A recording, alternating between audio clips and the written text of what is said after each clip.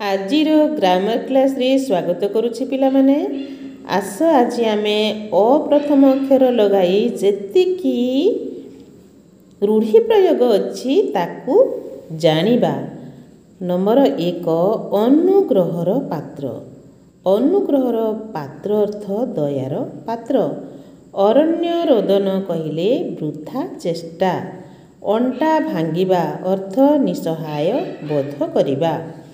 ଅଣ୍ଟା ଭିଡ଼ିବା ଅର୍ଥ ସାହସ କରିବା। ଅଣ୍ଟି ଛୁରୀ ତଣ୍ଟି କାଟିବା ଅର୍ଥ ହେଉଛି ଆପଣା ଲୋକ ଶତ୍ରୁ ହେବା। ଅନ୍ଧାର ଘରକୁ ଟେକା ମାରିବା ଆଉ ଅନ୍ଧାରରେ ବାଡ଼ି ବୁଲାଇବା, ଅନ୍ଧକୁ ବାଟ କଢ଼ାଇବା। ଏହି ତିନୋଟିର ଅର୍ଥ ହେଉଛି ଅନିଶ୍ଚିତ ଭାବରେ କାର୍ଯ୍ୟ କରିବା। ଅନ୍ଧର ଲଉଡ଼ି ଅର୍ଥ ଏକମାତ୍ର ସନ୍ତାନ। ଅକଲ ଗୁଡ଼ୁମ ଅର୍ଥ ବୁଦ୍ଧି ହଜିଯିବା। ଅକଲ ସଲାମି ଅର୍ଥ ଗୁରୁ ଦକ୍ଷିଣା।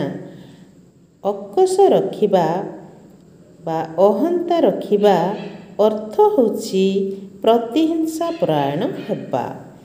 ଅଲଣା କଥା ଅର୍ଥାତ୍ ମୂଲ୍ୟହୀନ କଥା। ଅନ୍ଧ ଦେଶରେ ଦର୍ପଣ ବିକିବା ଅର୍ଥାତ୍ ଆଦର ନଥିବା ସ୍ଥାନ ବା ବ୍ୟକ୍ତି ସହିତ ସମ୍ପର୍କ ରଖିବା। ଅନ୍ଧ ବୁଝାମଣା ଅର୍ଥାତ୍ ଓଲଟା ବୁଝିବା। ଅଗ୍ନିଶର୍ମା ହେବା ଅର୍ଥାତ୍ ଖୁବ୍ ରାଗିବା। ଅନ୍ୟ ମୁଣ୍ଡରେ ଅଠା ବୋଳିବା ଅର୍ଥ ନିଜେ ଦୋଷ କରି ଅନ୍ୟକୁ ଦୋଷୀ କରିବା। 18 ନଅଡ଼ା ସଙ୍ଗେ ସଙ୍ଗାତ ବସିବା ଅର୍ଥ ହେଉଛି 18ଟି ସନ୍ତାନର ଜନନୀ ହେବା। ଅମଳା ମାଳିବା ଅର୍ଥାତ୍ ଅବାଟରେ ଚାଲିବା। ଅମୃତ ହାଣ୍ଡିରେ କାଣିକାଏ ବିଷ ଅର୍ଥ ହେଉଛି ଗୋଟିଏ ମାତ୍ର ମନ୍ଦ କାର୍ଯ୍ୟ କରି ସମସ୍ତ ସୁଫଳ ନଷ୍ଟ ହେବା। ଅଇଘରାକୁ ବାଇଗଣ ଫିଙ୍ଗିବା ଅର୍ଥ ହେଉଛି ଅନିର୍ଦ୍ଦିଷ୍ଟ ଫଳ ଆଶାରେ କୌଣସି କାମ କରିବା।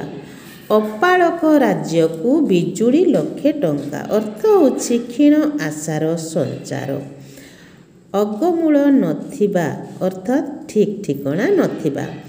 ଅଇରି ଖପରା ବୈରୀ ବା ଅଉଳ ପତର ବଉଳ ବା ଏହାର ଅର୍ଥ ହେଉଛି ଅତ୍ୟନ୍ତ ଗରିବ ହେବା। ଅଛି ମା'କୁ ଗଛିମା ଓଛେଇ ମା'କୁ ଗଛେଇ ମା। ଏହାର ଅର୍ଥ ହେଉଛି ଅତୁଳନୀୟ ବସ୍ତୁ ସହିତ ତୁଳନା କରିବା। ଜଣକର ଦୋଷକୁ ଅନ୍ୟ ଜଣକ ଉପରେ ଆରୋପ କରିବା ବା ଅନୁପଯୁକ୍ତ ପାତ୍ର ସହିତ କନ୍ୟାକୁ ବିବାହ କରିବା। ଅହିନକୁଳ ସମ୍ପର୍କ ଅର୍ଥାତ୍ ହେଉଛି ଭୀଷଣ ଶତ୍ରୁତା।